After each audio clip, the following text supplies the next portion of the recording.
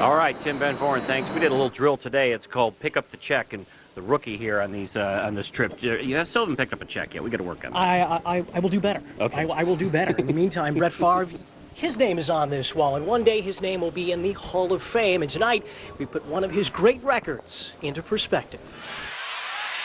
There is one Brett Favre record that is more than just a passing fancy. His career mark of more than 61,000 passing yards.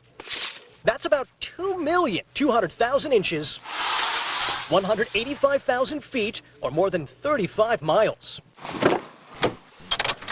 On the road, that's like tossing a football from Green Bay past Appleton. On the treadmill, that easily surpasses the distance of a marathon.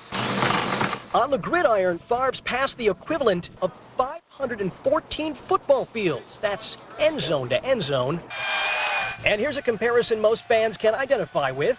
You'd have to stack more than 158,000 cheeseheads to reach number 4's total passing distance, or stack more than 100,000 Lombardi trophies to meet Brett's feat. But fans and even number 4 himself might argue it is not best to measure his achievements in miles, feet, or inches, but in championships won.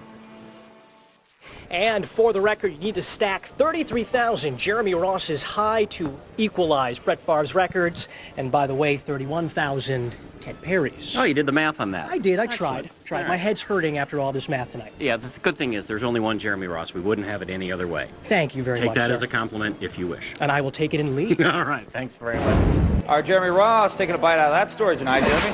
No doubt, Brad, and I hope you've definitely saved room for dessert at this point. And a lot of restaurants in this area have special menu items with special names. For instance, that is called Death by Chocolate. I dare not take a bite in case there's truth in advertising. But when it comes to the big game this weekend, another local sandwich shop is serving up what they call a taste of defeat. Anything else to go along with that? There are more than 24 different kinds of sandwiches, each with their own names at this Green Bay cafe. Grilled cheese also. Some modify what's on the menu. No onions on there? But this eatery is modifying a meal of its own. Somewhere in between the Vatican and Wall Street sits this newly branded morsel. We got the sandwich called the Forget About It. Fudged about it? Is that what it is? Yeah, I'm not sure if I pronounced that correctly or not. Oh, that's what it is. I gotcha. Okay. We just figured we'd let the Giants know that to forget about it. The Pack's going to the Super Bowl. It's on sourdough baguette. It's Genoa salami, prosciutto ham, and roast beef on provolone. Rob Buckner manages Cheesecake Heaven. And no, they do not serve New York cheesecake. I only carry the finest Green Bay style cheesecake, the best in Green Bay and Wisconsin. His hope is the New York Giants will be served up a loss this weekend. I'll bring your food right out for you. Perhaps the Giants might get one of their own sandwiches to go, while the Packers go to Super Bowl 42. Well, I'm hoping to sell more just for the namesake alone. I think it's something witty that we wanted to do, and I hope everyone enjoys the fun. All the fans here, of course, talking smack. Everybody thinks that all the Packers fans think the Giants are going to get hit hard. All the Giants fans say we're going to get far, but we saw the Giants fans coming in, actually good folks. I was just going to say it, Giants fans, Packers fans, all getting along, almost like cats and dogs living together. And of course, those Giants fans just started pouring into town a little bit earlier today, so we headed out to the airport to welcome them to Green Bay. My name is Frank Scarpula. I'm from New York City. Giants are going to win this game. How was the flight here? It was nice. I looked out the window and I saw like a big field of white, and I was like, wow, what a change from where I live, A little bit of a culture clash? Well, no, I mean, not only that, when I stepped off the plane, I thought I was on the set of Fargo. Hey, Johnny, nice seeing you. That's how everyone talks. It may surprise you that Packers fans might say you have an accent. I do have an accent, and they're going to hear my accent. It's going to say, Big Blue going to the Super Bowl. That's what my accent's saying. Team, man. Yeah. When we get this far, we go all the way. Tell us how you really feel. Oh, Packers are going to win. That's how I really feel.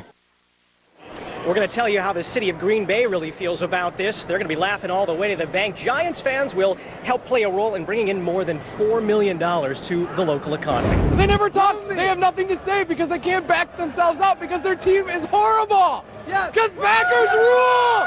Woo! They're a bunch of stinky cheeseheads. They smell like Gouda. Your impressions of Seattle fans? Really, I actually just pity them. Seahawks! They probably think we're loud and annoying. Go, Pack, go! Woo! They're not that bad. They're good peeps, actually, man. No one's really heckled us too bad. They don't have anything. What's a supersonic? They're not super. They had to drop the name super because they're not even super. They've been very friendly, very passionate about their team. You know, they don't know what it's like. They're missing out.